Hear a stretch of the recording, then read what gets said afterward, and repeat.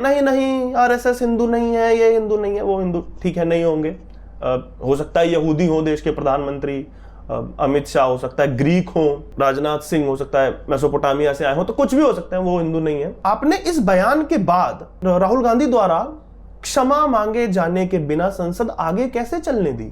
इतने घिनौने बयान के बाद आपके 10 नेता वेल में कूद कर ये नहीं कह सकते थे कि जब तक ये व्यक्ति क्षमा नहीं मांगता संसद आगे नहीं चलेगी। अगर यही एटीट्यूड चलता रहा, जिस गति से चीजें चल रही हैं चलती रही, तो मध्यावधि चुनाव होना तय है। जोकर का डायलॉग था बड़ा अच्छा डार्क नाइट का कि when the chips are down these so called people they'll eat each other। Narendra Modi को कुछ खास पसंद नहीं करते नीतीश कुमार, और आप देखेंगे खूब आपको आर्टिकल मिल जाएंगे इस पर कि मतलब नीतीश जी लगे पड़े थे उस समय पत्ते बिछाने में मोदी जी के। आपने राम राज्य चलाया, ठीक है मान लेते हैं, और राम आपके साथ थे, अब आपने राम को उनका स्थान दिला दिया, अब आपको कृष्ण की ओर जाना चाहिए, विचारधारा से भी और जहां से जाना है वहां से भी। सामने वाला नहीं सोच रहा है, वो सेना पर भी अटैक कर रहा है, वो किसानों पर भी अटैक कर रहा है, वो आपके अयोध्या आपके कोर वोट बैंक पर भी फेक न्यूज फैला रहा है। जब सामने वाले के कोई मोराल्स नहीं है तो आप मोराल्स को लेके चाटोगे क्या? मर्यादा का समय गया, राम का समय गया, कृष्ण के समय आया है, पार्थ तीर चला। नमस्ते दोस्तों, तो लगभग महीना भर भी नहीं हुआ प्रधानमंत्री मोदी को तीसरी बार शपथ लिए और भाजपा की केंद्र में पुनः सरकार बने, और उस तरीके की अटकलें आ रही हैं। यूट्यूबर, तेजस्वी यूट्यूबर जो हैं, उन्होंने उस तरीके के थंबनेल बनाना शुरू कर दिया है कि क्या गिर गई है मोदी सरकार, क्या गिर जाएगी मोदी सरकार, और कईयों ने तो डेट भी बता दी थी कि 6 जुलाई को गिर जाएगी मोदी सरकार। चंद्रबाबू नायडू को लेकर के खबरें आ रही थी, नीतीश कुमार को लेकर के आ रही थी, और इसी के बीच जो है पहला सत्र जो है संसद का हुआ जिसमें राहुल गांधी जी ने भाषण दिया। वो भाषण और रोचक बन जाता है क्योंकि उन्होंने जिस तरीके की बातें कही, या फेक न्यूज मैं कहूंगा कि कहीं, क्योंकि रक्षा मंत्री को, कृषि मंत्री को, गृह मंत्री को उनको बीच बीच में टोकना पड़ा, बताना पड़ा कि ये कोई मतलब भाषण नहीं चल रहा है कि कहीं भी आप वायनाड जाके कुछ भी बोल देंगे, ये संसद है और आप एलओपी चुन लिए गए हैं, तो सोच समझ कर बोलें। तो उस विषय में इस वीडियो में चर्चा करेंगे, और खास तौर पर ये कि पिछले सप्ताह से अब तक मतलब कांग्रेस का क्या एटीट्यूड रहा है, कांग्रेस का, कांग्रेस आईटी सेल का, कांग्रेसी नेताओं का, और क्या इससे भाजपा को चिंतित होना चाहिए। और एक मतलब नजर इस पे भी मारेंगे कि भाजपा की, कांग्रेस की स्ट्रेटजी एक रही है, तो भाजपा की स्ट्रेटजी क्या चल रही है, और क्या सचमुच, उस पर भी चर्चा करेंगे, क्या सचमुच गिर जाएगी मोदी सरकार, उस पर एक मतलब कंस्ट्रक्टिव सी चर्चा करने का प्रयास करेंगे। तो अगर आपने चैनल अब तक सब्सक्राइब नहीं किया तो सब्सक्राइब अवश्य करिएगा, और वीडियो अच्छी लगे तो लाइक करिएगा और कमेंट करना ना भूलिएगा।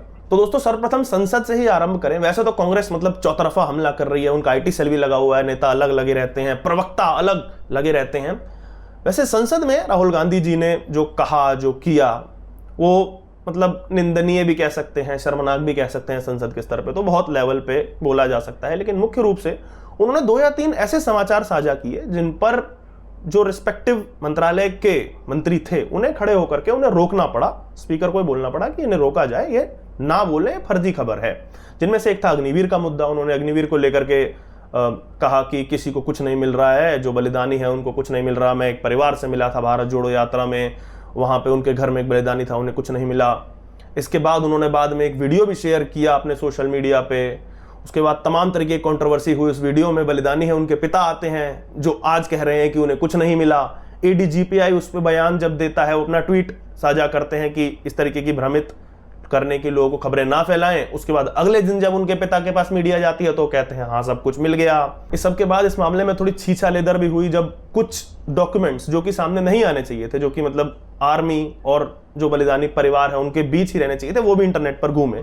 तो ये पूरा आरंभ वहीं से हुआ था जब राहुल गांधी ने संसद में खड़े होकर के कहा कि नहीं ये सब नहीं हो रहा है, अग्निवीर को तो ऐसे ही छोड़ दिया जाता है। जिसके बाद रक्षा मंत्री ने उनका विरोध भी किया था कि इस तरीके की खबरें ना फैलाएं। इसके साथ ही दूसरी बात उन्होंने कही, जहां उन्होंने एमएसपी को लेकर गए, उन्होंने कहा कि भाजपा सरकार जो है एमएसपी दे ही नहीं रही है। इस पर शिवराज चौहान खड़े हुए, उन्होंने उनको टोका कि एमएसपी के अलग अलग फॉर्म है, अलग अलग स्टेट में अलग अलग तरीके से, अलग अलग फसल पर अलग अलग तरीके से दिया जा रहा है, आप ऐसी खबर ना फैलाएं।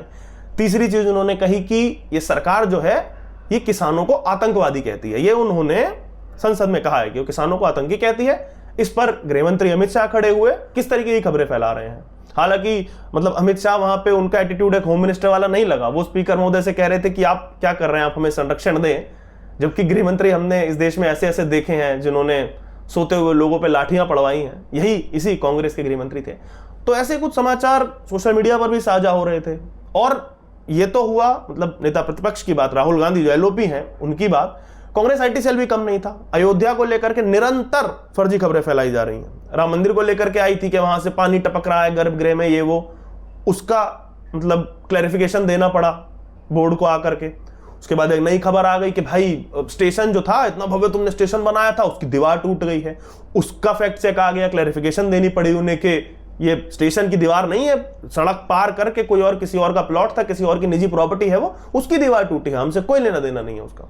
उसके बाद एक और वीडियो लेकर के आए, उसमें ब्राजील का वीडियो ले आए कहीं से कि एक महिला चल रही है, वो गड्ढे में गिर गई, चलते चलते सड़क धंस गई, उसमें बोल रहे हैं अयोध्या। तो मतलब चौतरफा हमला मैं जिस तरह पे कह रहा था कि आईटी सेल हो, नेता हो, बाकी इनके प्रवक्ता लगे रहते हैं, वो राहुल गांधी ने ये किया और मोदी ने इतनी बार पानी पिया अपनी स्पीच में, तो इस तरीके के भी तर्क चल रहे हैं। तर्क वितर्क कुतर्क सब फेंका जा रहा है उनकी तरफ से कि मतलब जो सरकार है उसे हम इन्वॉल्व रखें, उसे काम ना करने दें, वो इसी में लगे रहे, फैक्ट चेक में वो व्याख्या देते लगे रहे। तो कांग्रेस एक तरीके से देखा जाए तो कांग्रेस यानी कि जो विपक्ष है वो अपना काम ठीक कर रहा है, क्योंकि देखिए साम दाम दंड भेद, अगर आप ऐसे विपक्ष के नजर से देखें जो गत 10 सालों से एलओपी तक नहीं बना पा रहा था, वो उतने मिनिमम नंबर ऑफ एमपीज तक नहीं छू पा रहे थे कि वो लीडर ऑफ ऑपोजिशन चुन पाते, उन्हें अचानक से एक ऐसी होप जब दिखी है, उन्हें एक उम्मीद की किरण दिखी है, तो वो तो करेंगे ना साम दाम दंड भेद। तो कांग्रेस को इस मामले में मतलब आलोचना हो सकती है, बट आप घेर नहीं सकते कि अरे गलत कर रहे हो, क्यों नहीं। भाजपा जहां पे विपक्ष में है, या भाजपा जब भी विपक्ष में रही है, वो भी लोगों को और मतलब सरकारों को इसी तरीके से घेरते हैं। और देखा जाए तो विपक्ष का काम ये है। चर्चा का विषय ये होना चाहिए कि इस पे भाजपा क्या कर रही है या भाजपा को क्या करना चाहिए। मतलब मेरे विचार में एक मतलब हिंदू पार्टी, अपने आप को अगर राइट विंग पार्टी मानती है भाजपा, वैसे तो नड्डा जी ने अपने मतलब कई बयानों में कहा है कि नहीं भगवा भाजपा नहीं है, जो भी मतलब ठीक है, उनको ऐसा लगता होगा, लेकिन हम भी जानते हैं कि भाजपा का आधार जो है वो भगवा ही है, हिंदुत्व ही है। संसद में एलओपी के द्वारा एक बयान दिया गया जहां पे वो पहले कहते हैं कि हिंदू जो अपने आप को हिंदू कहते हैं वो हिंसा करते हैं। अब इसके बाद जब प्रधानमंत्री का, गृह मंत्री का वहां से रिटेलिएशन आया तो वो अपने बयान बदले, नहीं नहीं मैंने तो आपको न कहा, मैंने हिंदू को नहीं कहा। पहला उनका स्टेटमेंट ये था, जो खुद को हिंदू कहते हैं वो हिंसा करते हैं। सीधी सी बात है, रिटेलिएशन आना था, वैसा तो नहीं आया जैसा आना चाहिए था। तो फिर उन्होंने नहीं नहीं आरएसएस हिंदू नहीं है, ये हिंदू नहीं है, वो हिंदू ठीक है नहीं होंगे। हो सकता है यहूदी हो देश के प्रधानमंत्री, अमित शाह हो सकता है ग्रीक हो, राजनाथ सिंह हो सकता है मेसोपोटामिया से आए हो, तो कुछ भी हो सकता है, वो हिंदू नहीं है। इस बयान पर भाजपा की ओर से जिस तरीके का विरोध ना से, मैं तो कहूंगा आउटरेज होना चाहिए था संसद के अंदर। इनको अपने आप को अगर आप हिंदुत्व की पार्टी कहते हो, आपने इस बयान के बाद राहुल गांधी द्वारा क्षमा मांगे जाने के बिना संसद आगे कैसे चलने दी। पूरा जब आपके प्रधानमंत्री का भाषण होता है तो पूरा विपक्ष जो है वेल में कूद जाता है। क्या इस बयान के बाद, इतने घिनौने बयान के बाद, आपके 10 नेता वेल में कूद कर ये नहीं कह सकते थे कि जब तक ये व्यक्ति क्षमा नहीं मांगता संसद आगे नहीं चलेगी, अन्यथा इस व्यक्ति को सस्पेंड किया जाए, मार्शल बुला के इन्हें बाहर फेंका जाए। आप बोल करके देखिए ना किसी और पंथ के बारे में इस तरीके का, और देखिए वहां पे जितने उस पंथ से संबंधित लोग मौजूद हैं वो आपके साथ क्या करेंगे, देखिएगा। तो उस बयान पर और इस पूरे भाषण पर जो भी मतलब 2 या 3 जो भी उन्होंने फर्जी खबरें साझा की संसद में, उसमें मुझे निजी तौर पे भाजपा का जो एटीट्यूड था या जितना उन्हें विरोध करना चाहिए था वो उन्होंने नहीं किया। और अभी भी मतलब सोशल मीडिया पर जो चल रहा है, कांग्रेस जिस तरीके से स्ट्रेटेजिकल गेम खेल रही है, भाजपा उसे काउंटर मतलब उतना ढंग से नहीं कर रही है। आप देखिए ना, यही जो समाचार था एडीजीपीआई का, एडीजीपीआई ने जो व्याख्या दी थी, मतलब राहुल गांधी ने एक ट्वीट किया था, एडीजीपीआई ने उसके मतलब काउंटर में किया था, उनके नाम लेकर नहीं लिखा लेकिन किया था कि इस तरीके के समाचार सोशल मीडिया पे चल रहे हैं जो कि झूठ है। 3 जुलाई के आसपास की बात है, 3 जुलाई शाम की रात की बात है। भाजपा उत्तर प्रदेश के हैंडल से वो 7 जुलाई को साझा हो रहा है। 4 दिन बाद मतलब रैंडम आप उठे और आपको लगा चलो आज ये शेयर कर देना चाहिए। उसी टाइम जब आर्मी का ये बयान आ गया, आपने उसको क्यों नहीं मैग्नीफाई किया कि देखो देखो मतलब लीडर ऑफ ऑपोजिशन झूठ बोल रहे हैं। और ये छोटी बात नहीं है, अब राहुल गांधी केवल एक सांसद नहीं है, वो लीडर ऑफ ऑपोजिशन है। आप अगर वो आपको घेर सकते हैं तो आप भी उन्हें घेर सकते हैं कि देखो दुनिया के सबसे बड़े लोकतंत्र का नेता प्रतिपक्ष ये कर रहा है, एलओपी ये कर रहा है। पर नहीं हुआ। अब अगर मैं वीडियो के दूसरे हिस्से पे आऊं जहां पे मतलब एक स्तर पे ये चल रहा है, जो मैं तेजस्वी यूट्यूबर्स की बात कर रहा था कि वो तो सरकार ऐसे गिरा दे रहे हैं और मतलब खटाखट जैसे 8,500 आना था वैसे खटाखट एक हफ्ते में 5-6 बार मोदी सरकार गिर गई है। क्या सचमुच में मोदी सरकार जो है या अभी जो केंद्र में सरकार है भाजपा की, क्या ये गिर सकती है? क्या मध्यावधि चुनाव हो सकते हैं? तो मेरे विचार में अगर मैं एक वाक्य में कहूं कि तो अगर यही एटीट्यूड चलता रहा, जिस गति से चीजें चल रही हैं चलती रहीं, तो मध्यावधि चुनाव होना तय है, निश्चित है। और जहां तक मुझे लगता है 1.5 से 2 साल के अंदर अंदर अगर मध्यावधि चुनाव हुए या 1 साल के अंदर अंदर अगर सरकार किसी तरह गिरती है, मध्यावधि चुनाव हो गए, तो भाजपा का पुनः सत्ता में वापस आना बहुत मुश्किल होगा। भाजपा चुनाव हार जाएगी, ये मुझे लगता है। और इसके कई कारण हैं जो मैं आगे बताऊंगा। पहला कारण तो यही है, देख लीजिए, जो अभी भी ये एक्सपोजिंग मोड में है कि देखो एक्सपोज कर दिया हमने। अरे आपने एक्सपोज कर, फिर आपने उस पर एक्शन क्या लिया? जैसे कि आप बंगाल में एक्सपोज कर रहे हो, 2021 से आप एक्सपोज करे जा रहे हो, देखो देखो दीदी एक्सपोज हो गई, 100 से अधिक कार्यकर्ता मर गए थे आपके, आप एक्सपोज कर, देखो देखो दीदी एक्सपोज। अरे दीदी का एक्सपोज होने का बचा क्या है? उनका तो फंडा क्लियर है। टीएमसी वाले तो खुला बोलते ठीक है मारा उन्होंने मार देते हैं, मार करके लटका देते हैं, वो आप एक्सपोज कर देते हो। क्या मिला आपको एक्सपोज खेल के? पंजाब में आप एक्सपोज खेल रहे थे। प्रधानमंत्री जाते हैं, उनके जो काफिला है उस पर सिक्योरिटी थ्रेट आता है, वहां से प्रधानमंत्री वापस आकर के बोलते हैं, चन्नी जी उस समय मुख्यमंत्री थे, कि आप अपने मुख्यमंत्री से कहिएगा धन्यवाद मैं आ पाया, देखो देखो चन्नी जी एक्सपोज हो गए। अब मास्टर स्ट्रोक ये भी कहा जा सकता है कि देखो देखो चन्नी जी हार गए या कांग्रेस हार गई। पंजाब कांग्रेस वैसे ही पंजाब में हारने वाली थी भाई, और वो हार गई तो आप कौन सा जीत गए?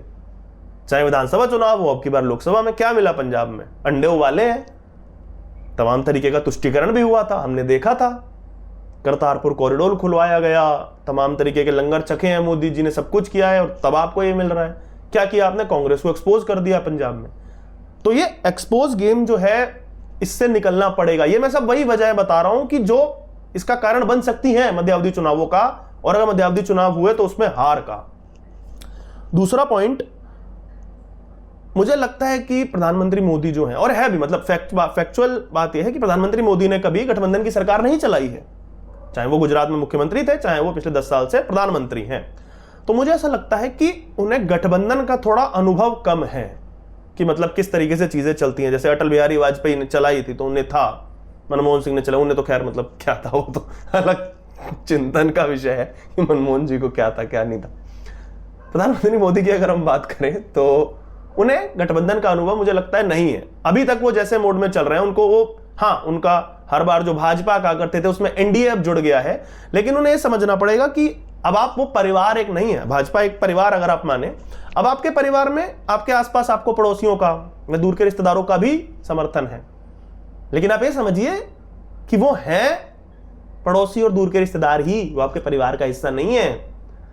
तो आप कितना उन पर ट्रस्ट कर सकते हैं? क्या आप चंद्रबाबू नायडू के या नीतीश जी के जेडीयू के या इवन चिराग पासवान लोजपा के, रालोद के, किसी के भी उन सांसदों पे उतना ही ट्रस्ट कर सकते हैं जो भाजपा के पे कर पाएंगे?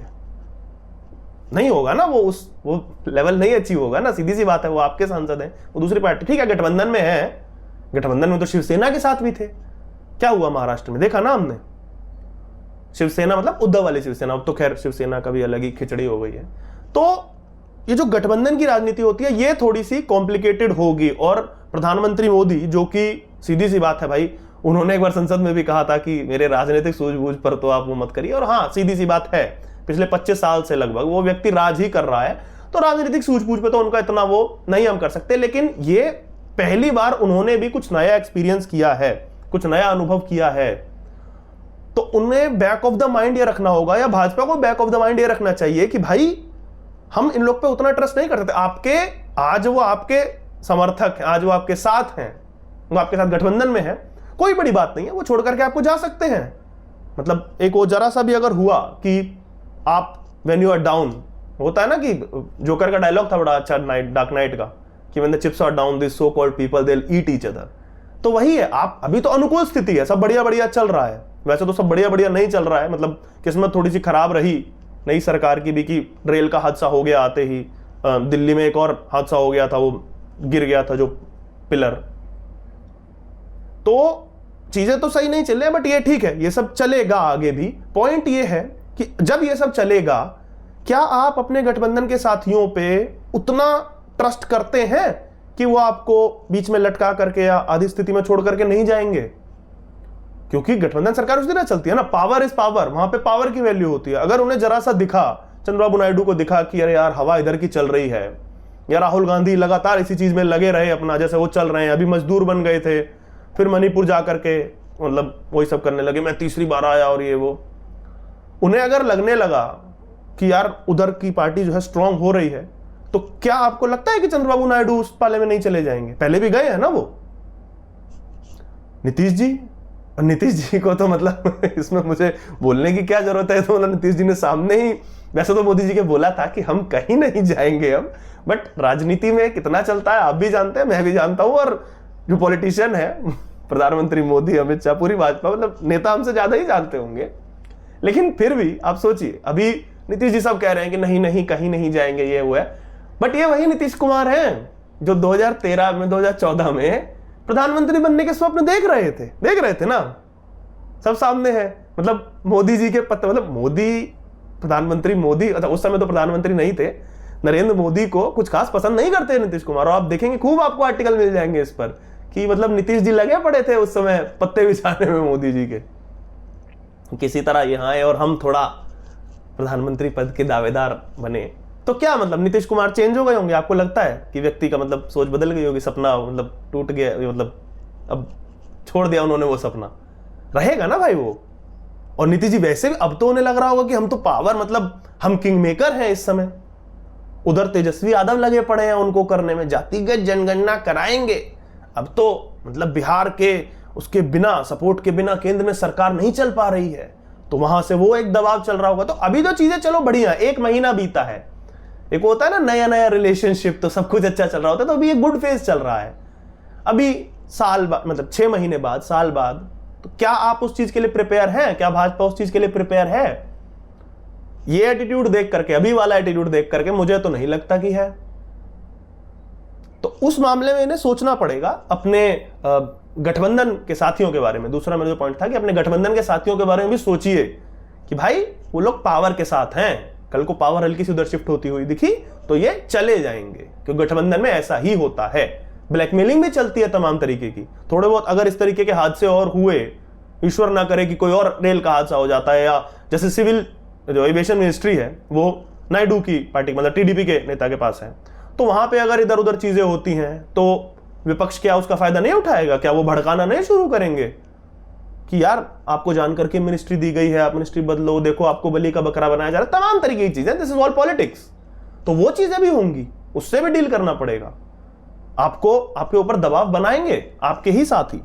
तो इसमें भी थोड़ा सा भाजपा को डील करना सीखना पड़ेगा, ये गठबंधन की राजनीति में कोई पहली बार आप आए हो।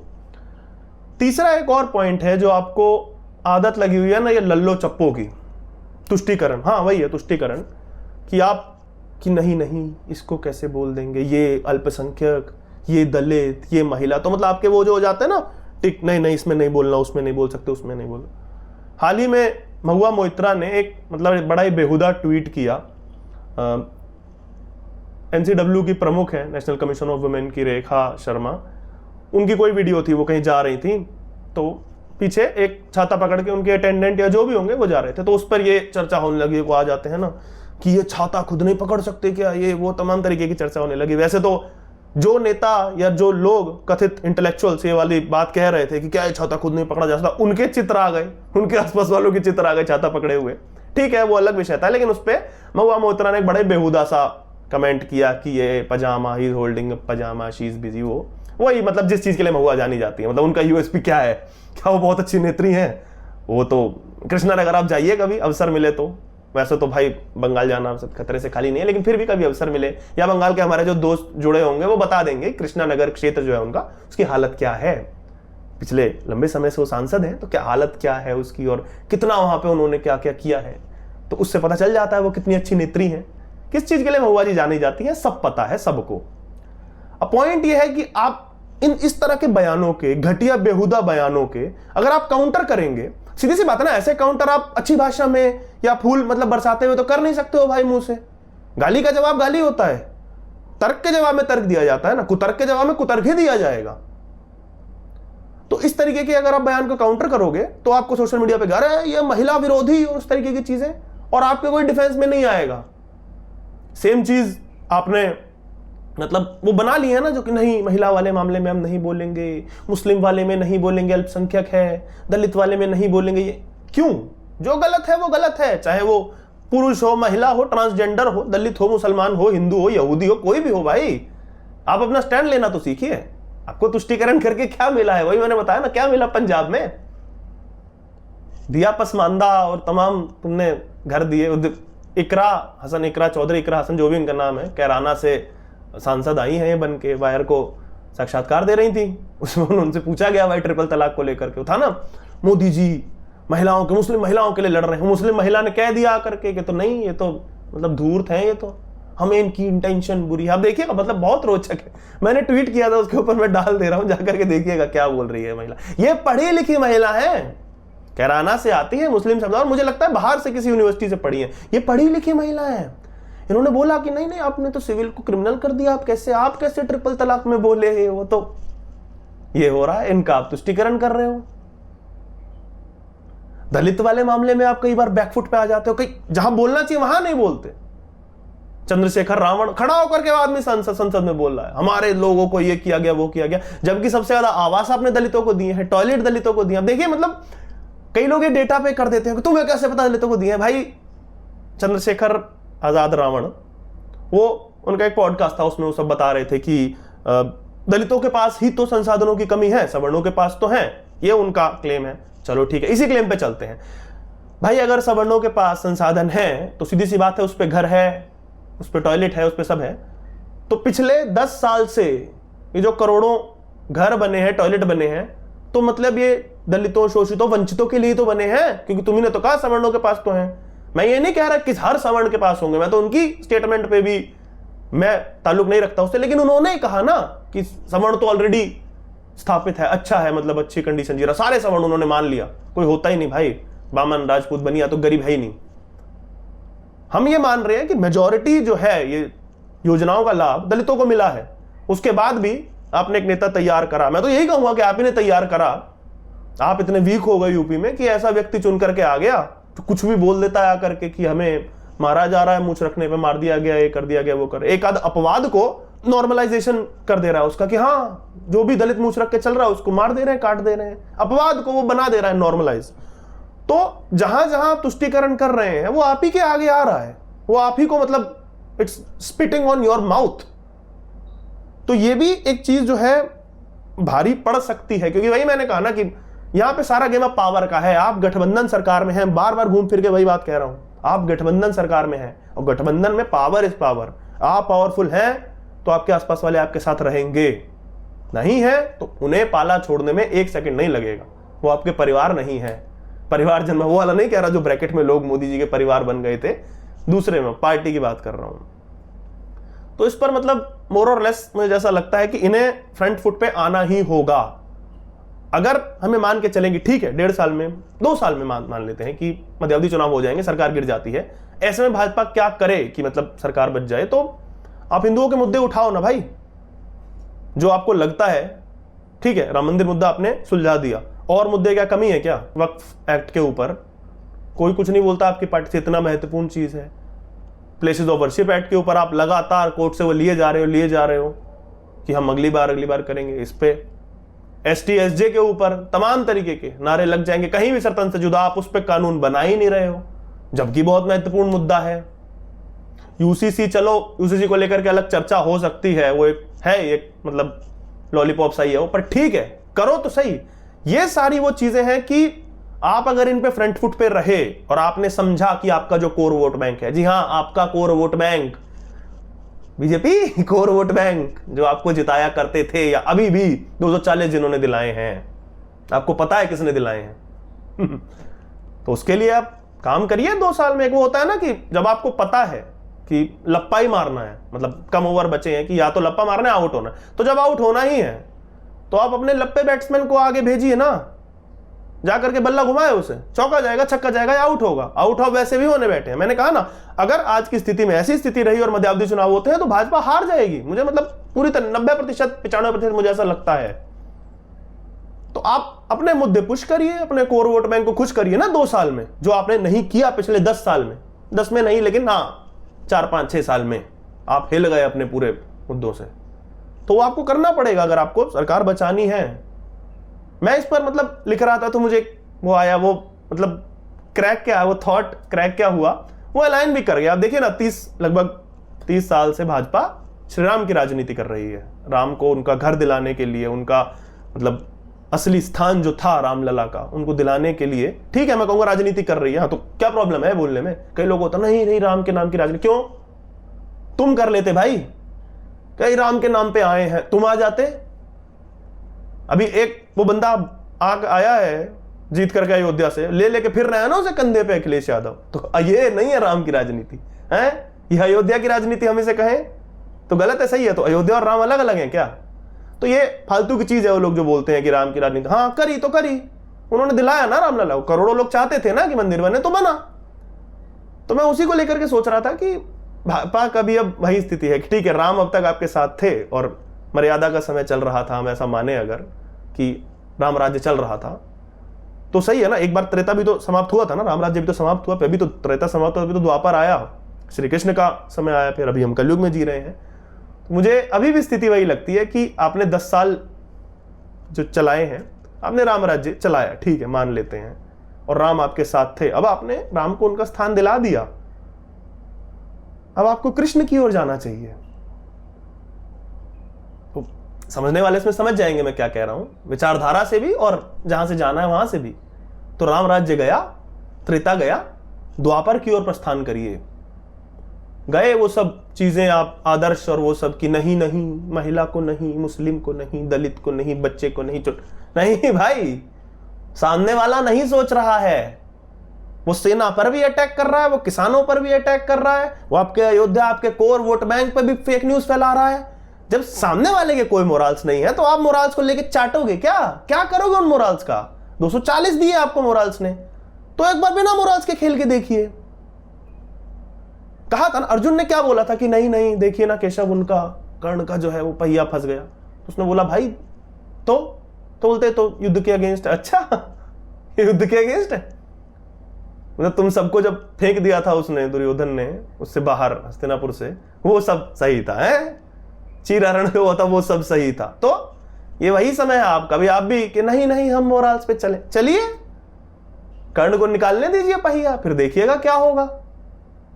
तो वो समय नहीं है, मर्यादा का समय गया, राम का समय गया, कृष्ण के समय आया है। पार्थ तीर चला, धूर्त को धूर्तता से ही जवाब दिया जाएगा। जब तक चीजें आइडियल थी आप आइडियलिस्टिक रहे, ठीक है रहे, अब उसका पॉजिटिव इंपैक्ट आया, नेगेटिव आया, वो सामने है। लेकिन अब जब चीजें आइडियलिस्टिक नहीं है तो आप आइडियलिस्टिक रह के कुछ उखाड़ नहीं पाएंगे। धूर्त को धूर्तता से जवाब दो, याचना नहीं अब रण करो। तो दोस्तों मैंने पिछले 1 माह से जो चल रहा था भारतीय राजनीति में और पिछले 1 हफ्ते में जो संसद सत्र हुआ है उस पर मैंने अपने विचार व्यक्त किए। जो पूरा चल रहा है सिनेरियो और कहा जा रहा है कि मोदी सरकार गिर जाएगी, उस पर मैंने अपना एक टेक दिया। तो आपको कैसा लगा अवश्य बताइएगा। आपको इस विषय में क्या लगता है वो कमेंट में अवश्य बताना ना भूलें। और आपको मतलब फ्यूचर क्या दिख रहा है, क्या मध्यावधि चुनाव होंगे तो क्या स्थिति हो सकती है, नहीं होंगे तो क्या स्थिति हो सकती है, इसी तरह चीजें चलती रहेंगी। कांग्रेस आगे क्या क्या रणनीति अपना सकती है ये भी आवश्यक है, वो भी अगर आपको जो लगता है कमेंट में अवश्य बताइएगा। वीडियो अच्छी लगी हो तो लाइक अवश्य करिएगा और सबसे बड़ी चीज साझा करना ना भूलें और चैनल को सब्सक्राइब करना बिल्कुल ना भूलें। धन्यवाद।